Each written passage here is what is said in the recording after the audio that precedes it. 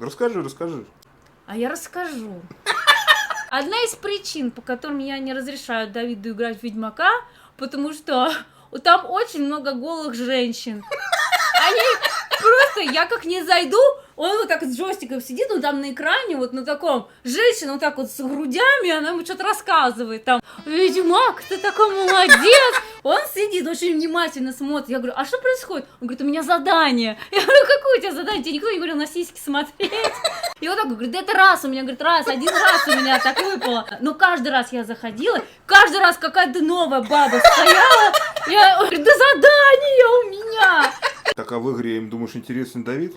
А ты видел, как они там вообще, что они вытворяют там? А, я один раз застала, где он сексом занимался с женщиной этой. Говорит, это не я, говорит, это Ведьмак. Но он теперь играет, если Ведьмака, только когда меня дома нет.